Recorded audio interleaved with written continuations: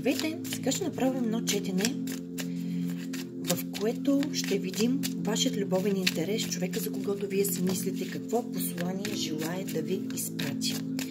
Преди това ще направим една кратка характеристика на персонажа, който ще разгледаме тук. Не забравяйте, че четенето е общо и не за всеки ще резонира. Правя четенето в мъжки род, а вие си го обръщайте така, както е удобно за вас във вашата ситуация. Кой е персонажът, който желая да ви изпрати послание? Персонажът тук млад, буен по енергия, по нрав, хаотичен. Персонаж, който в момента има една енергия, една щедрост, една решителност в себе си. Насочен е към постигането на някаква финансова стабилност, полага усилия, грижи се за финансовото си състояние, има желание тук да има развитие, има желание да полага усилия, има желание за напредък, да върви напред. Това е персонаж, който реално желае да има един завиден начин на живот, да има красива външност, забележителна външност, човек, който желае да е образован, да е финансово стабилен, да е самодостатъчен за себе си, т.е. да е независим. Има желание, за една независимост от негова страна, има желание за едно съвършенство, за един съвършен образ, за един завършен образ. Тук виждаме персонаж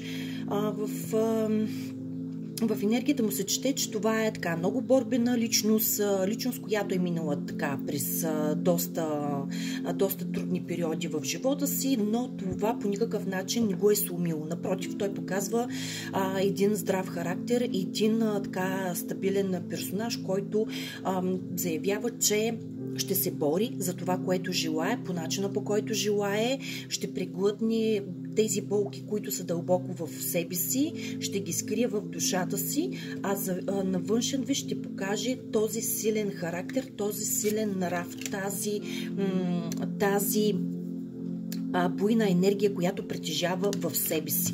А реално дълбоко в душата му има залегнало, застъпено една болка, едно терзание, така може би едно съжаление, което го кара вътрешно душата му да не се чувства комфортно, има безсънни нощи, има терзание на душата, душата му се разкъсва от болки и терзание, но реално виждаме, че така в енергията на този персонаж излиза жена, която е стабилна, настояща съпруга, бивша съпруга, жена, с която е бил така или е в стабилни отношения.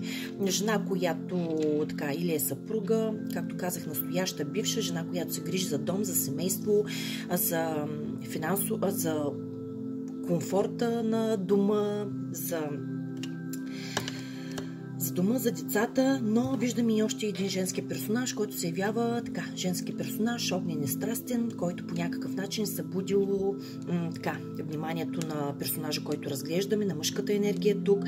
Това е жена, която е оставила много добри впечатления в неговата душа и жена, която е много силна, волева, страстна, дейна, жена със силен характер, със силен нрав и жена, следваща своите интереси и своите убеждения. Тук виждаме персонажа, който разглеждаме в един избор, в едно двоумение, в едно жонглиране на ситуацията.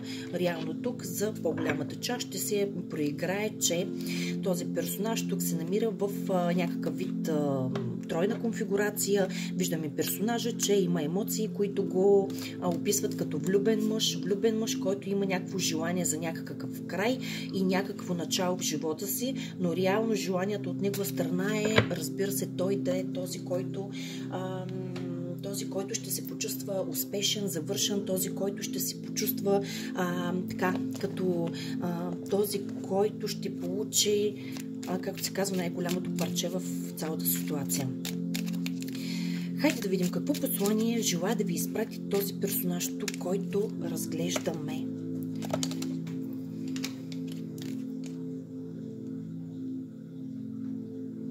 Напомниш ми за това, кой съм наистина.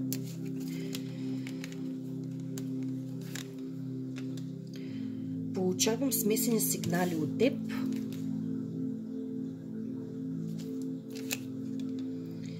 Имам силни емоции към теб.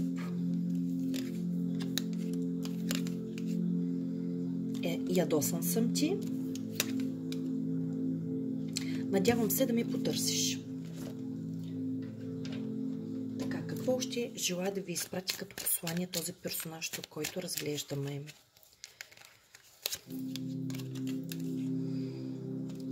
Виждам бъдеще в нас.